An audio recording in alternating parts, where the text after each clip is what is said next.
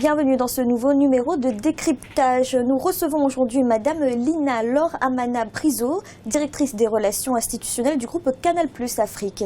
Avec elle, nous évoquerons la protection et la valorisation de la production audiovisuelle en Afrique, ainsi que sa participation à l'Assemblée générale constitutive à Abidjan de l'association Convergence. Quel est l'intérêt de la création de l'association Convergence? Comme vous le savez, l'industrie culturelle est en plein essor en Afrique. C'est un vecteur de développement important et dont l'importance va grandissante. Et aujourd'hui, comme vous le savez, le phénomène de la contrefaçon, du piratage est également très important et a tendance à tuer, n'est-ce pas, la création artistique, audiovisuelle, intellectuelle. Et il est plus qu'important que les acteurs à tous les niveaux de cette chaîne se mettent ensemble pour lutter contre ce phénomène, dans l'intérêt bien compris de tous. Comment un grand groupe comme le vôtre ressent-il les effets de la piraterie? Je dirais que la question ne se pose pas en termes de grands groupes ou de petits acteurs. Toute œuvre intellectuelle, quelle qu'en soit l'origine, est une œuvre qui est dans la durée. Donc que ce soit le petit acteur producteur, le petit entre guillemets, si on peut se permettre de dire petit, parce qu'une œuvre intellectuelle doit être respectée. Donc que ce soit un grand groupe ou un petit acteur, il doit voir son œuvre protégée et il doit pouvoir vivre de sa production intellectuelle. Une œuvre, vous savez, c'est comme un patrimoine. Après, ça rentre dans la durée, ça doit être protégé. Quelles sont les stratégies ou les solutions, à défaut de supprimer, de réduire l'impact négatif de la piraterie et de la contrefaçon? Alors, pour un début, l'association Convergence voudrait modestement déjà appréhender l'ampleur du phénomène. On est tous au courant qu'il y a le piratage, mais on n'a pas nécessairement des statistiques fiables. Donc on va procéder à réaliser des études pour avoir une vue plus précise, n'est-ce pas, de l'ampleur de ce phénomène et du poids économique, on va dire l'impact sur le secteur.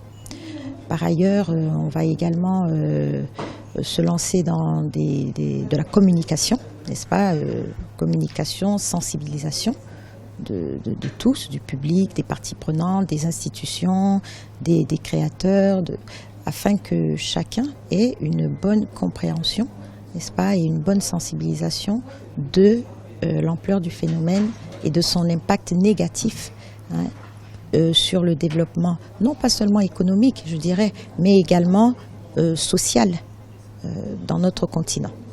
Le développement de la piraterie, de la contrefaçon, n'est-il pas dû au fait que l'accessibilité à la culture est problématique, parce que les coûts, notamment, sont élevés pour la population dans son ensemble? Je ne dirais pas que ce soit pertinent comme raison, parce que évidemment, quand on achète une voiture, ça a un coût. C'est pareil, quand on veut avoir accès à la culture, ça a également un coût. Mais je ne pense pas que le coût de la culture soit forcément plus élevé que le coût d'une voiture. Donc, toutes choses étant égales, il est important que chaque production, chaque création soit protégée. Et non pas parce que c'est plus cher qu'autre chose, mais c'est important que les acteurs, les créateurs puissent vivre de leur œuvre comme, je ne sais pas moi, les concessionnaires automobiles, comme voilà. Je ne me permettrai pas des comparaisons qui pourraient ne pas être appropriées, mais suivez mon regard. Vous qui faites partie d'un grand groupe, quel regard portez-vous sur la production et la création en Afrique? Absolument, et Canal+ a pour ambition, entre autres, n'est-ce pas, de contribuer et de participer au développement de ce